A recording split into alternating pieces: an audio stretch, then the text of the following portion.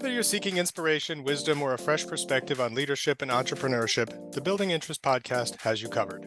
Together, we uncover the stories behind the success of groundbreaking leaders, the triumphs, the challenges, and the invaluable lessons they learned along the way. Our discussions go beyond strategic decision making and delve into the personal hobbies and passions that keep these leaders inspired and grounded in their work. I'm your host, Greg Farber. Let's jump right in. So today, we're joined by Andy Zambito, the Chief Sales Officer for Creatio, a passionate leader in both business and personal ventures. Welcome, Andy. Well, thank you for having me. It's exciting to be here. It is exciting. For those listeners who may not even know, and we don't want to spend a ton of time on this, but I'm just curious if you could just give a quick run through of kind of what is Creatio and why is that such an important relationship for us to have as a community bank? Well, it's not a short answer in the sense of all that we do, but in a nutshell, Creatio is leading the way in what's considered the no-code revolution. So the ability for organizations to build their experiences, if you will, without the need for development of any kind. And this is for automating their processes, for any of the things that would actually help you be more efficient. And on top of that, we've also built one of the world's leading CRM solutions to accelerate that digital transformation. And we're grateful to be a partner. Awesome. Well, thanks for that. So talking to you, you have an impressive background. You've been at a number of different organizations, held a number of different positions, and really most of it has been kind of in a combination of either sales or technology for the last 25 years or so. How did you first get into that? What drew you into that kind of work? Did you always know you had a passion for it? You just kind of fell into it, or? Well, I wouldn't say I fell into it. I definitely always had a passion for it. I think I took a circuitous route to get here. My first kind of young man career passion was to do a career in the military. And I pursued that vigorously, went to the military academy and decided I didn't want to do a 30-year career. And at that point, I immediately looked at, this was the heyday of technology and finance together. And so I pursued an MBA in investment finance and was going to pursue that route. And also became a little bit disillusioned with that as my going forward life. So I found myself in a position where I said, I know I want to be close to tech. I don't know exactly what the best course for me is going to be.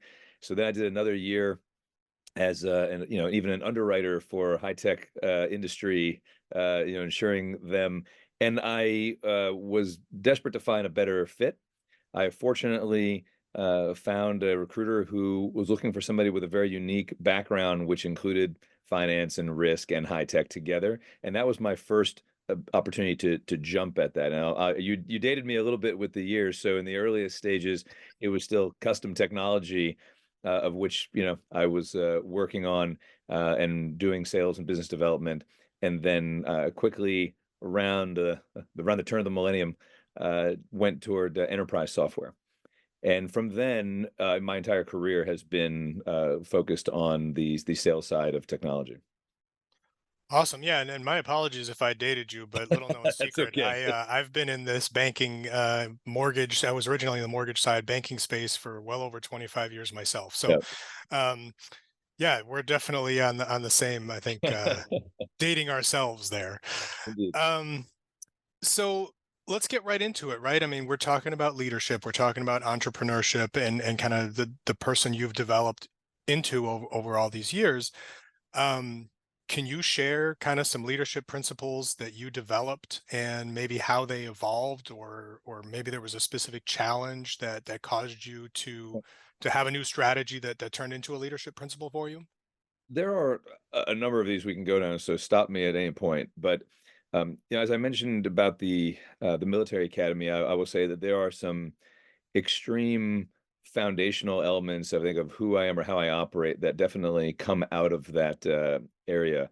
And some of these, and if you've ever worked on a team with me, you'll hear some of these expressions still today, right? So um, in that environment, I very much took on the persona of I won't ask a team to do something that I wouldn't do myself, couldn't do, and haven't pursued. So it's very much a leadership from the front perspective. Additionally, there were some foundational elements, just character building ones that I think play into the leadership. When you first join, you're given three responses: yes, sir, no, sir, and no excuse, sir. And the no excuse one is essentially so all of us in our lives, and I think as we look at things around us, when something seems difficult, or we hit a challenge, or we're juggling too many things, we have all the reasons why it's not done well enough, or why it gets deprioritized and the rest. And what this forces you to learn is, that either you did it, or didn't, right? It's not, I did it halfway and that should count, right? So this no excuse kind of mentality has been a driving force, for me, in a lot of ways, and has colored my perspective of constantly trying to drive teams and groups forward. There's always, there's always one more thing you can do, right? Whenever you think you're out of options, there's always one more thing you can, and you just keep pushing that. No, I really like what you said about leadership from the front also. And we've had a lot of different guests on, and I've come across a lot of different leaders, managers in my own career and things. But something that you said there really struck me as something that's relevant, and I think our listeners should kind of latch on to, is this idea that you're not going to ask someone to do something you wouldn't do, right? And Yeah, that is so prevalent sometimes if you have a manager that wouldn't themselves be willing to do the work, the folks behind aren't as likely to follow the leader. I agree, and it's, I've seen good leadership and bad leadership, right? And both can get an outcome, and particularly if you're leading through purely like fear and intimidation, Yep. right? The loss of your job or whatever it might Yeah. be. But what I learned early on was that will only get you the bare minimum from your team. Whereas if you are on the more inspiring side or aspiring side, whichever way you want to look at that, the teams will go through walls for you because they don't want to let you down, because they know how hard you're working. So for me, maybe it's been, some people have a different sense of work-life balance. I have that, but I also kind of shared early on with folks that, you know, when you look at how much time you spend with work, you have to also acknowledge, in the work people, you have to acknowledge that this is a little bit of a lifestyle. It's not just a, in our level of careers, it's not a 9 to 5 thing. And so I'm always available to the team. There, when we have a challenge, and again, I think it does stem back to some of the military things, is you need to be mission focused. So when the team comes to me with a challenge, we're having a hard time at this deal, the first, instincts need to be, how do I get out of the ditch and get us all moving toward the objective again, before we stop to then have, we don't stop right there first and say, how could you get in the ditch? How'd you do all these things so wrong? How'd you get there? Like, yes, we know we're going to have to address those things, but if you're mission focused and you're, that hands dirty, lead from the front leadership, the team will see this and they'll have no choice but to follow or self-identify that this isn't the environment for them. So I've spent a lot of my career in earlier stage companies and growing companies. For me, that's a big personal rewarding bit. But there are easier ways to make money than be a part of building a brand, building a company, building a business. And if they don't, if the the folks, the teammates don't associate, value these things and see those efforts, then these are things you also need to look at. But for me, I share with all of the leaders that come on board, working, for me and with me, that yes, you need to be hands dirty. You need to demonstrate that you're not above the work. They need to know that they can count on you when it gets into a ditch. Not only that, what and how to do. In my profession in sales, it may be different for other lines of work too. It's very easy to figure out, if you look at other leaders, whether they are adding value for their teams, because that's my number one determination of a leader: is, are you adding value? Are you having impact? Um, if their calendar is full of their team looking for their time, they're adding value. If they're trying to avoid interacting with their leader, then it's the opposite. So some of these things are pretty self-evident too. Definitely. And you talk about a lot of these sort of positive things and working together. How do you approach combining that with a culture of entrepreneurship where when you're in sales, you can't keep selling the same stale thing, right? Because eventually you'll have sort of a saturated customer base. There's always got to be some new direction that you're going. Yeah, How do you work entrepreneurship into that same culture that you were just talking about, the absolutely. hands-on, the support? Well, technology moves extremely fast. And so, for instance, if a leader came over to me, I said, I just hired him or her, and they said, I just came from this place, and here's everything I did, and I just want to do it all over again. That's not going to work. First of all, it's not evidence based, but the market, the competition, everything moves. It's not just about saturating your customer base. We should all be so lucky that that's the challenge, right? But there's new entrants, there's new competition. If I'm competing with you every day, and I keep hitting you in your soft spot, you're either going to armor that soft spot or you're going to shift and move away. And so that punch is no longer going to land. So we're constantly in need in our profession of that real time feedback, right? We got to get that telemetry from the market, and our teams on the front line, our sellers, are the number one avenue for that. They're the ones actually, you know, throwing the message downrange and hearing back what comes back from the field and what's landing and what's not and why, as well as observing net new opportunities for us. Hey, have we thought about this? We thought about that. So you foster that by creating an environment where you first don't start from a posture that says, I have it all figured out, and that this is how it's always going to be, and we're going to do it just that way. It doesn't mean that, and this is a big leadership point for me, and I think in our organization, it's not that you're always going to agree, right? When we have meetings and we talk about the feedback and we talk about things we're going to do, it's not okay. Are we all agreed? And then we leave the room, because you're not always going to agree. And in an environment where you don't have that, and people bring ideas and they get shot down arbitrarily and all the rest, you can breed that resentment and other things. But we do, so I take the idea away from there. This was Greg's idea, and it didn't work, and I don't really care about making it work. And now I can prove that, you see, Greg, you were wrong. As opposed to what we focus on is alignment, right? So are we aligned? So we've talked about all the items. We've played out the merits of them. We can make quick, important decisions on that. We're not afraid to say later if it was bad. We don't say this was Greg's idea and we're just going to run it. We say this is all. Are we all aligned on this? We all contributed. We're all agreeing. We're going to leave the room. We don't have to all agree it's perfect, but this is what we're aligned on. Now everybody has personal ownership. That's the plan. And I'm when they disappointed that you didn't like my idea, though. Well, sometimes not like I'm not a believer that every idea is a good one, right? But you want to hear them all, and you want Yep. to have that, and then it also allows you to pivot, because now it's not.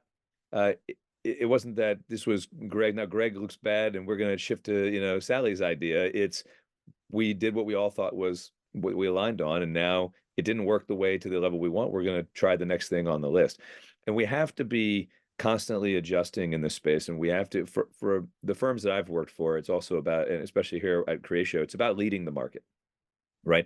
You, if you are only doing the ideas that everybody else already likes, then you're not leading. It's only impossible until it's been done, and then everybody's like, wow, we can now do that. Exactly. And that's that entrepreneurship I was going for. And I think another thing that sort of springs from that is every day we're all inundated with surveys. You order food, there's a survey, how was it? You take your car in for an oil change, you get a survey, how was it? But the differentiator is that some companies actually listen, right? Not a, and the consumer kind of feels like, oh, well, the companies don't listen. They don't care what I say in the feedback. But if a company actually listens to that feedback, like you said, then you can take that and you can turn that around and transform that idea into something that is going to go better. You absolutely have to have a culture that inspires the idea that these ideas will at least be received.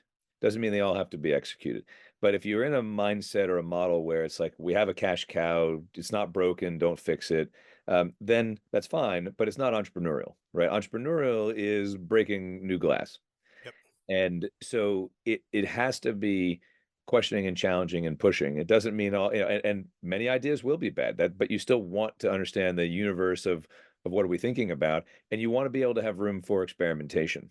So if your environment is one where you don't even have a carved off little area that you can try something new, then that's a challenge, right? Because now it means you've built institutional and you've built some firm walls up around allowing that to even come forth. And that actually is a perfect segue into another thing I wanted to ask you. Sure. We all first, when we first start out in a role, we might have certain habits, processes, kind of like think of it like training wheels when someone learns to ride a bike, right? And ultimately, we all, hopefully all, learn how to balance without the training wheels. But then there's this fear of taking them off. And if I take them off, what if I fall? And so, do you have any advice that you can share from your career, maybe about things that leaders should stop doing that are kind of like the training wheels? They rely on it too much, and they could do so much more if they just ditched those habits and took the training wheels off and trusted themselves to move forward. Yeah, well, first of all, it's even interesting when you talk about training wheels, right? So I have a young toddler now, and when back in our generation, yeah, you use the training wheels, and but that unto itself was probably part of the problem, right? So they've even rethought training wheels, and so now they have balance bikes as an example, as opposed to Yep. trying to jump straight to the finish. And so I think when you're saying what could a leaders like maybe stop doing, um, well, I think I shared some of it. Stop thinking that you have all of the answers, or that the answers are only going to come top down. And look into your organization for who's really hearing the right things. And I'm a big believer of putting the pain where it belongs. And what I mean by that is oftentimes, look, my organization can be guilty of this too, right? One of our core values is genuine care. So we genuinely care about our clients and their solution, and we put that first. And we care about each other and how we operate and organize, and that helps us drive our business forward. But where it can go wrong, right, is in the sense of if I care about, okay, well, you're a little stressed on this, I'm not going to ask you to do this thing, and then you're going to pass this along down the chain, and then we come up with a substandard result because everybody kind of shaved back just a little bit.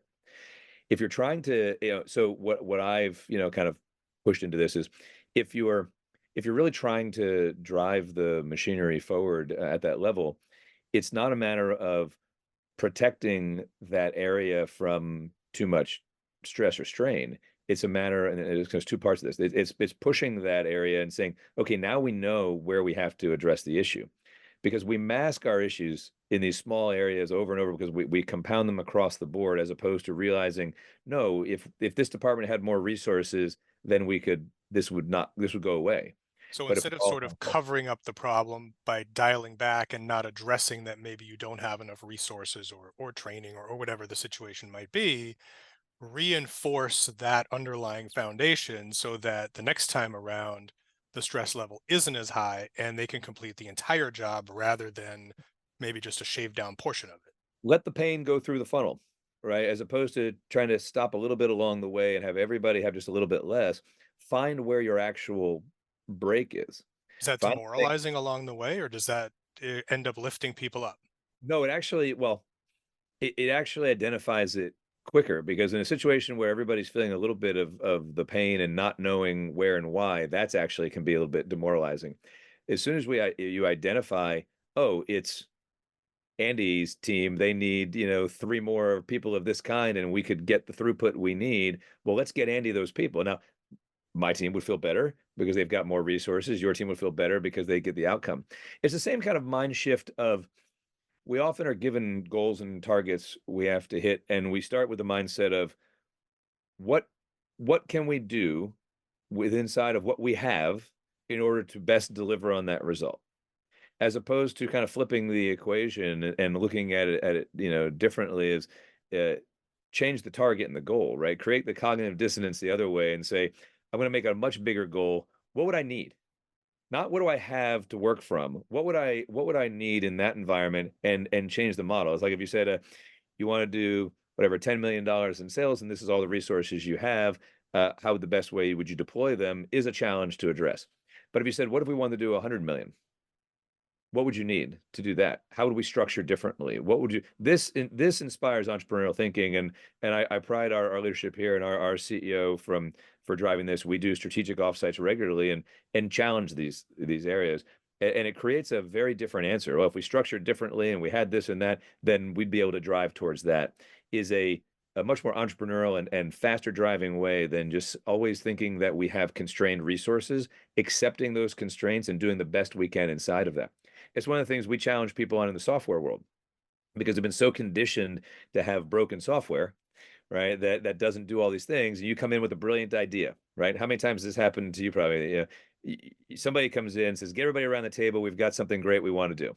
And everybody comes around the table, and all the hands go up for why they can't do it. It'll take too long. It'll cost too much. You can't touch those fields. That's Fred's, and you know whoever it might be, right, is going to, get concerned. So then you finally say, what can I do within these constraints? And everybody just kind of deflates a little bit. And you're like, well, it's better than not doing anything.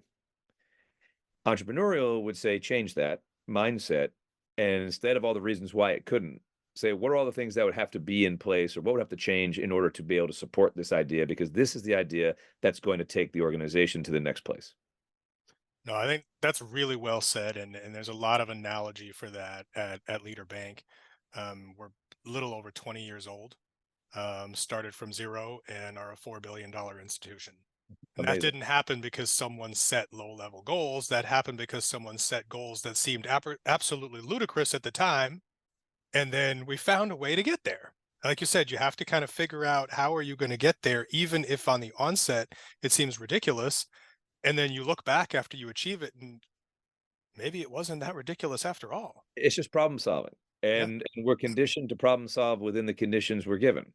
So you have to break those boundaries of that condition and then and see. And eventually, you're right, you might say like, okay, we've hit a limit because I can't change any more conditions or we just can't make that happen. But now you're already in a different place than you would have been if you just accepted that all those things were in place. And you may not always be able to change these things. But right. then at least and the team knows if I say, "No, you can't. I can't do that for you. I don't have another resource." Okay, but then we know that we're doing our absolute best. Outside of that, we're not. We're just by definition, we're not. We're doing well, but we're Right. not doing our absolute best. So that's a lot, obviously, and there good advice in there and things. And now I wonder if I've already sort of answered where I was going to go next. I don't know. Um, your company, Creatio, was recently named to be one of the top places to work by the Boston Globe, ranked very highly, in fact. Congratulations. Thank you. Um, and my question was going to be about kind of what's the secret sauce to get there and how to maintain a positive workplace culture and things. And culture is something we've focused on a lot at the bank as well to make sure that we have, you know, the creative force and the entrepreneurial force to continue driving forward. Mm. um, I feel like you've kind of already given me some of the secrets to the success just in the way that you've answered some of these other questions. Do you think there's a larger overarching sort of plan or culture or structure in place at Creatio that is part of that success?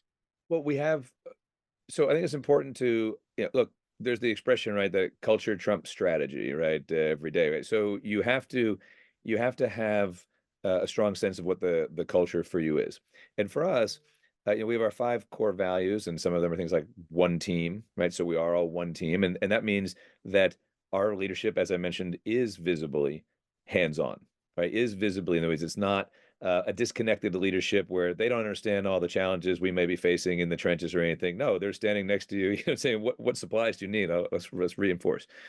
And then, for us, for example, I think that if you're mission driven versus just something that just being an organization that's trying to hit goals and targets, right? We want to grow or something else. If you actually are mission driven, it Let can me be let me ask you right there, just for our listeners, can you separate the difference in your mind of a sure, mission sure. versus a goal?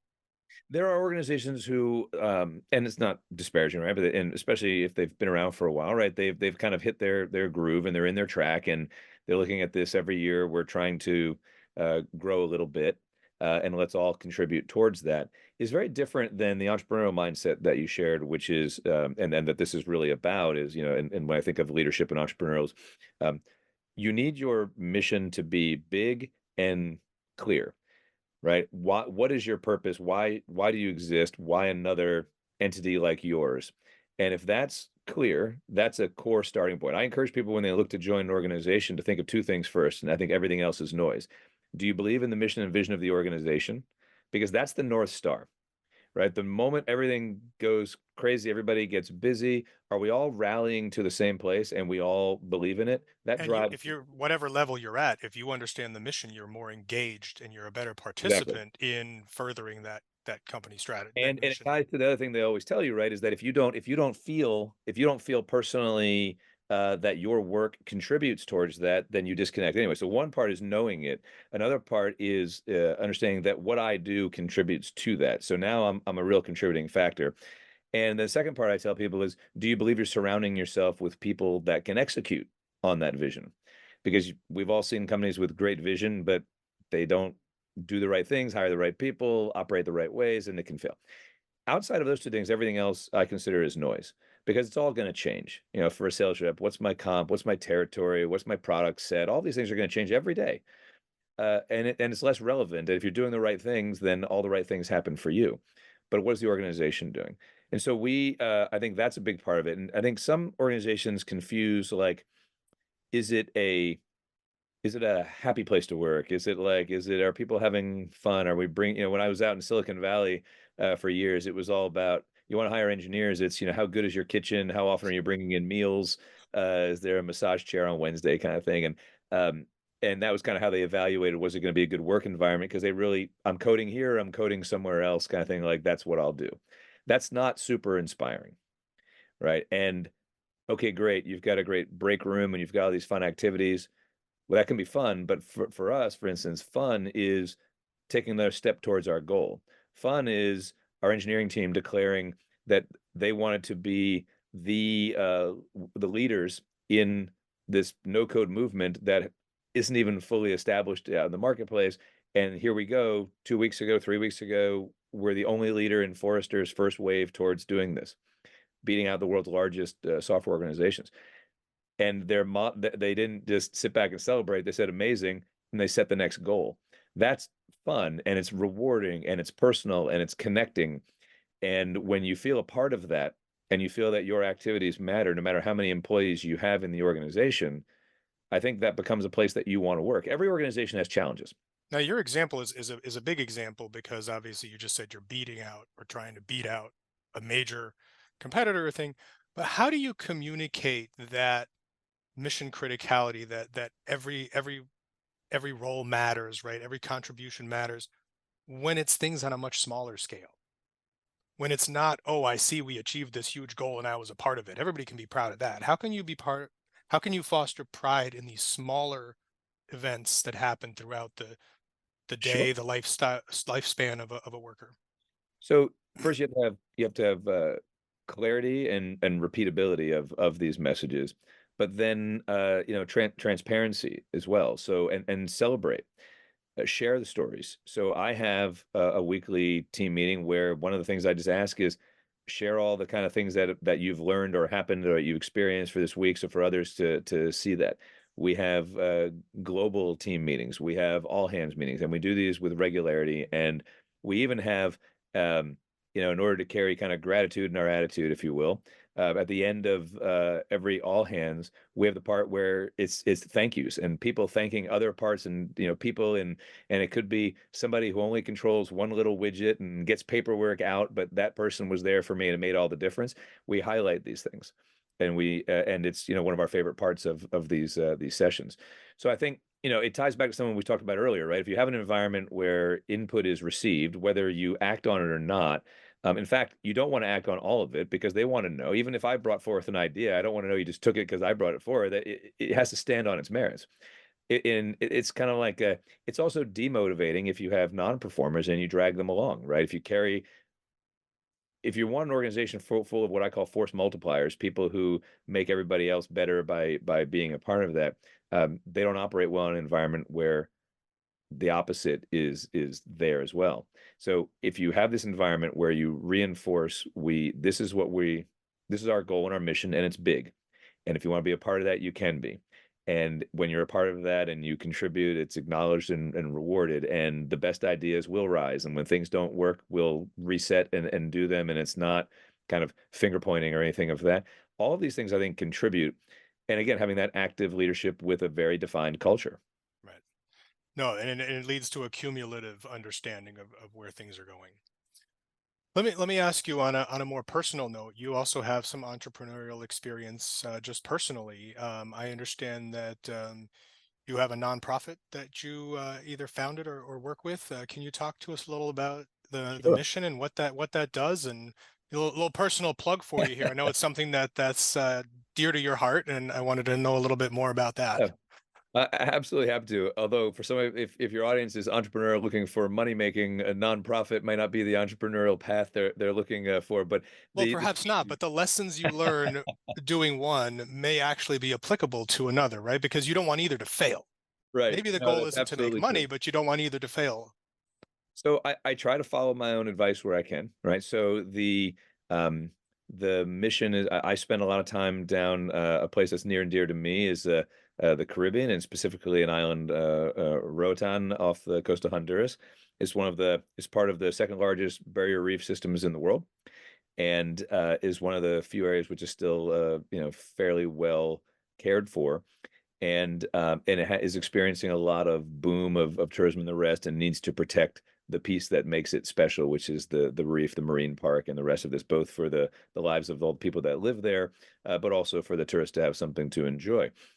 So I was passionate about scuba diving and being there and the people, and so I was just looking for what could I do to most contribute that related to skills that I might have, and even some skills that I didn't. I always like to push myself a bit.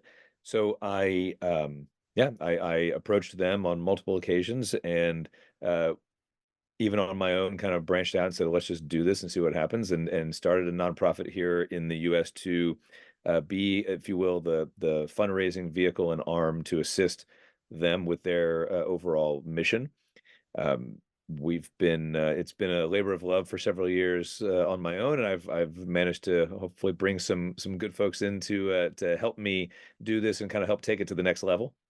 But yeah, I'm very passionate about that, and for that it was figuring out. I remember I'd do my work job by day, and then it'd be in the evenings. Okay, how do you get 501(c)(3) status? I've never done it. Let's go figure that out. And everything actually, I find that entrepreneurs get sometimes, this has happened to me with great ideas in my past, sometimes get stopped based on knowing too much. And this is a great example of that. If you know, like I did an MBA, I did all these things, I had all these great ideas, and then I would talk myself out of them because I'd realize, oh, here are all the things that could and go wrong and why this may not work and all the rest. And then I'd say, well, maybe there's a better idea, and kind of move off of it. Well, just like in the meeting you mentioned earlier, all the reasons why you shouldn't. Exactly. And that stopped me for much of my life of kind of kickstarting something. And if you look at almost all of the big, really famous success stories, they either didn't bother to look around the corner to see what else could go wrong, and they just charged headlong into it, or they just did it anyway. Because it puts them, it's that old, there's an Irish folktale thing. The guy throws his hat over the wall and he has nothing to do but go over the wall to get it. So if you're going down this path, if we already accept that many entrepreneurial things aren't going to work, you can always talk yourself out of something. So with this, dive in. I don't know what I'm doing with this. Okay, well, first thing, form a company. I can do that. Fill all these papers, figure this out, document that, and you just go one foot in front of the other. What's the next problem? Oh, geez, I didn't even know that was a thing. Okay, I have no choice but to tackle it now. I'm deep into it. Let's keep pushing forward. And then you come out the other side, and you have something great. It's that. But I could have easily stopped myself from doing that at any point in time. Do you find then that you used one way or the other the same sort of leadership style, decision making? I hear scuba, I'm thinking, boy, there's a lot of prep work involved there. There's a lot of teamwork. You got to trust that the gear has been, properly inspected, this, that, whatever.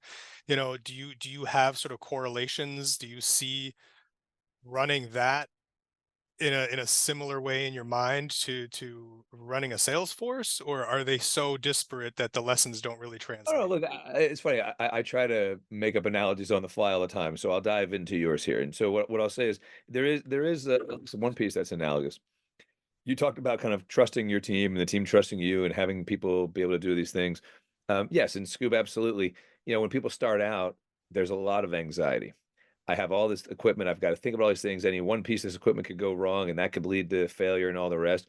But if you talk to anybody who's been doing it for a while, they'll tell you it's the opposite. It's the most peaceful thing they can do. It's the most relaxing thing they can do.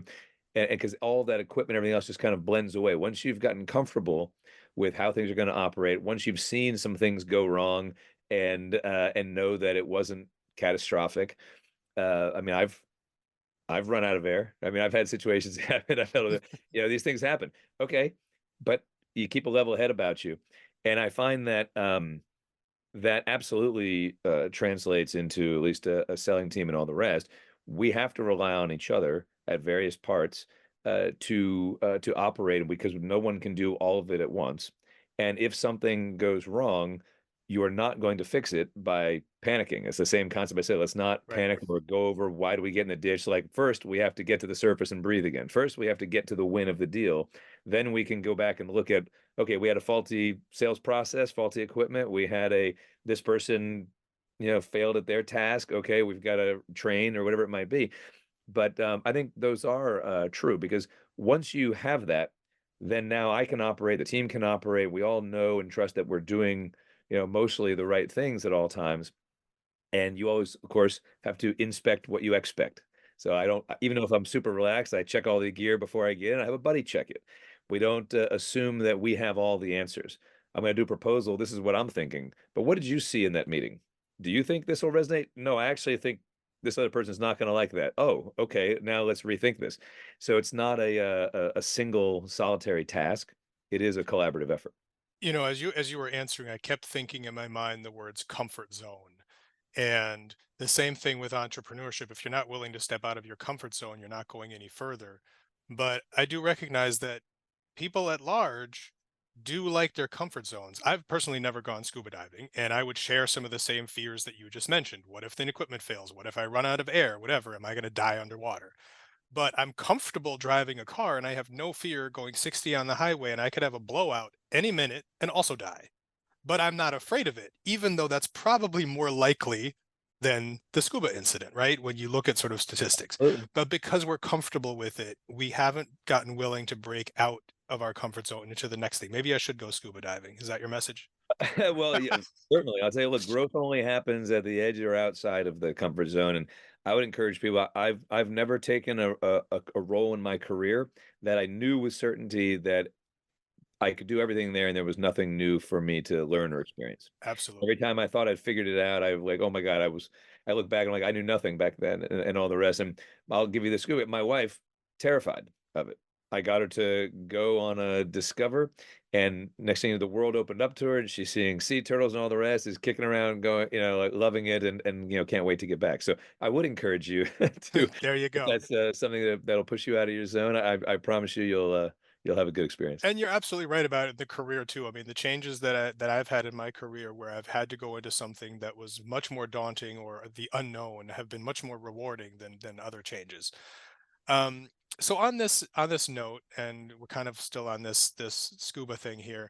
Um, we have a segment where we want to kind of give you a couple of rapid fire questions. Pick one, pick the other, this or that, and just to kind of again go into that personality and see where you land. Let's move to our next segment. What would you choose? So naturally, my first question to you is, would you rather be above water or underwater? Oh, when I wanna relax, my favorite thing in the world is to do, like, a night dive, where you literally can Ooh. make everything disappear, and you with bioluminescence, looks like it feels and looks like you're floating through space. That to me is one of my favorite. Now, I wouldn't wanna stay there forever, but if you're saying what's a happy place for me, that's certainly something I love. That's really cool, and so I do a lot of hiking, and on occasion I've done a night hike, and it's kind of a similar thing because your senses are totally different. What you're taking Exactly. in, it's no longer just daylight visuals. You're taking in all kinds of other sensory input, and it's absolutely incredible. Um, you see yourself as more of an optimist or a realist, or are those actually the same for you? This would be a challenge, and my team will quote me on things too. So my father was a foreign service officer, stationed in some pretty not ideal places at times, and shared with me. He said, "Son, it's not paranoia when they really are out to get you." So, I think that I'm an interesting blend and cross. I'd like to believe that I'm an optimist, but I think that the outward expression of what I'm doing is, I'm paid in sales to, objection handle, to look for the negatives, right? Selling, it would be order taking if there wasn't a no, right? So the whole point is to identify the no's and knock them down. So by career path, I have to spend a lot of my energies looking for why something might not happen. What's the negative side of it? So I think it can portray that. I have to be a realist in that world. But obviously, I think I wouldn't be in this profession also if I weren't an optimist and that I saw the potential, all the greatness ahead, and I'm going to do everything I can to make that part come to life. So I hope that's not a wishy-washy answer. It just is the realities of my world. No, that's a great answer, and that's why we do these, right? Because they spur sort of some interesting thinking about how would we do this, and we frame all this in the sense of you're a business leader, but these things shape how you interact generally with the world around you, and I find it fascinating to see these answers. I ask myself the same questions before we get together, and I'm like, this is really interesting. We talked a little bit earlier. You talked about culture being, I think you said culture was more important More important than strategy, even. than strategy. W- Defining these is a little bit difficult, and I'm thinking more in the way of sort of like heart versus mind. Do you think passion or purpose is more important? But that one's tricky because I talked to you. So if you take our organization, I said, we're a mission-driven organization first, Hmm. and one of our 5 core values is passion. So, I think you have to have both. But I would say if I had to pick one of those, I would pick purpose Okay, because otherwise, you've seen somebody who's passionate without purpose. That's somebody who's fully energized and spinning in a circle with no direction. but they get nowhere exactly. There's Whereas no if you have direction. that So purpose, so you end up getting somewhere. but I would argue you can't be like you can have purpose without passion. You won't get there. You'll move towards it, but you won't get there because what is going to drive you in those dark moments? What's going to drive you past, like we said, that entrepreneur who hits every obstacle along the way? If they weren't passionate about it, they would bail out after the first or second obstacle. But Right, because they're so passionate, they say, I have no choice. I've declared that that's where I'm going, period. So these obstacles are nothing but new kind of like engineering problems. How do I get past this? How do I get over it, under it, around it? That's not, so the question isn't, for us, like, isn't, are we going to be a great company? Yes, we will.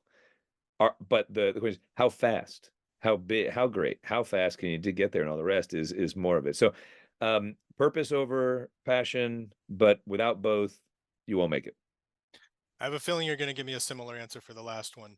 Trying And I not to and I do, want this one to come from personal Andy, not from okay. business Andy, All because right. I think business Andy, I already know the answer. Well, maybe I'm All wrong. right. Let's see. Adaptability or stability? Adaptability. Okay. I went from gut on that.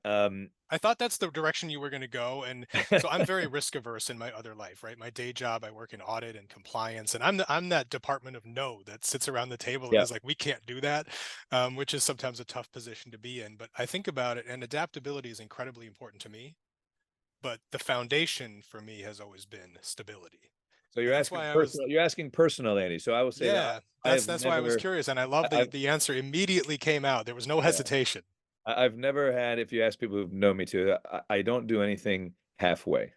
Right. So when I make a decision, it's all in. It's not about being stable. So, and in my career profession, right, sales is, if you look at it, is one of the most um, risk comfortable ones, risk Yep. tolerant, because it's a profession where you have to put, you know, half your income at stake every day, and your name is on the scoreboard, and everybody can see where you are every day. And if you don't perform, regardless, like I said, no excuse, or regardless of the reason, you could be replaced. So you get very comfortable very quickly with being in high risk. But I also would argue, you imagine like your personal life. If you try to stay risk averse and you say, I'm gonna, try to stay in this comfort zone of even how I feel, then I would argue you can't feel the high highs without risking the low lows. And if you even look back in your life and said, would I give up all of those most euphoric moments of my life to have avoided that, one or two of those really painful ones? I think more people would argue no, that Right. Those they painful ones still make you take. stronger along the way. And so if you're not yeah, you will, for me personally, I don't hope anyone takes offense. It would be a life of mediocrity and dissatisfaction to try to stay in that comfort zone. And I also believe, for me personally, when I've looked at doing anything and I go all in, it's the question of, are you a driver or are you a passenger? If you are like, and it's like saying, I'm going to go into the casino. Am I going to play the slot machine and just keep hoping it'll give me the result? Or am I going to put the chips and cards, or am I a poker player, a dice roller where the action is on me? Right. So for me, it's always been that, I want the ball when the game's on the line, and and I want to be a part of that. And if I am not good enough, I'm gonna go work hard to get better. And like I said, learn from that and take the risks of the downside in order to keep striving for a bigger and bigger upside. Hey, some really famous person said a number of years ago, you miss all the shots you don't take, right? Exactly. No, So if you're not out there absolutely. taking shots, then you miss them all. Well, that ties back around to the entrepreneurial piece, right? I mean, so if it's easy to be a Monday morning quarterback or judge from the sideline what somebody else is striving or trying to do. And like I said, everybody will tell you it can't be done until you've done it. Yep. So last thing I want to do, move to a small segment here we call Bringing Inspiration, as if you haven't brought enough already. I think you've brought a lot of really cool insights to us today. But this is an opportunity where we want to, we give you a little bit of homework, and then we want you to tell us about something or bring something to share with us today that inspires you personally. So I'd like to give you an opportunity to tell us what you chose and why, and tell us a little bit about it.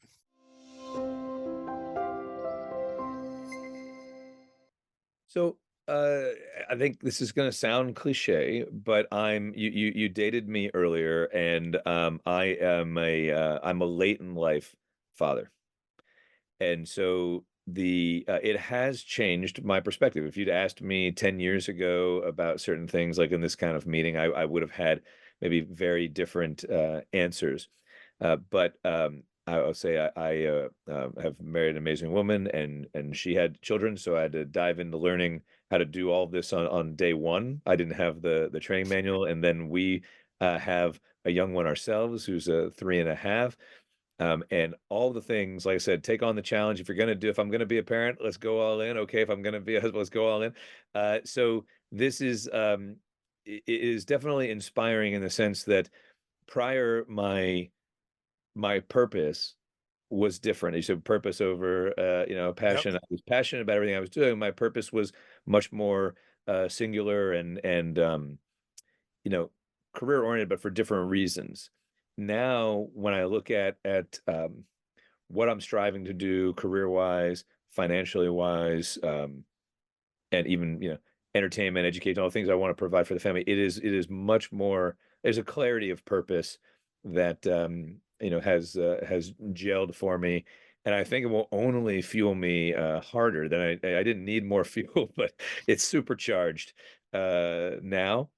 So I know a lot of folks will say family, but prior to only a handful of years ago, I it was there wasn't one. It was me, No, right? I think that's a great answer, and kids have come up periodically on this particular podcast because they are in fact such a source of inspiration, and they change how we approach problem solving. They change how we approach leadership. They change how we approach our goals and purpose and everything. I think that's a great answer, and congratulations to you. Thank you. Um, my daughter is going to be 10 in a little while, and yes, it's a cliche, but cliches have a certain amount of truth to them. I think in this case, a whole lot of truth to them, and that's awesome. And congrats I've been on that blessed in and that finding department. that I say inspiration. now four children, right, in a very short period of time and like I said, an amazing wife. So it's a full house of energy to give me a brand new view of the world, and I said to drive this forward to the next level. Absolutely. I think that's a wonderful place to close. That's a great high note. It's been, like I said, very inspirational to have you here today. I think Thank you. it's been really, really fascinating to hear your approach on things. Our work backgrounds are so different. I couldn't sell anything if I tried. It's somehow not my personality. And yet I love everything that you brought with today. And thank you so much for Thank taking the you. time. Oh, you're very kind for having me. It was an absolute pleasure. So hopefully it was good for you in the audience, and we'll do it again sometime. Absolutely. All opinions expressed by Andy Zambito are his own and not the opinions of Leader Bank NA. Leader Bank is not affiliated with Creatio. Leader Bank is not affiliated with any of Andy's personal ventures. Don't forget to subscribe and rate our show. The Building Interest podcast is live on all podcast platforms, YouTube, and TikTok. We want to hear what you think of each episode and encourage you to submit any questions that you want us to cover, so please find us on our YouTube or TikTok channels and comment your thoughts. For more information on today's subject, visit leaderbank.com. In addition to past episodes, you can also find our corresponding blog entries for more insights.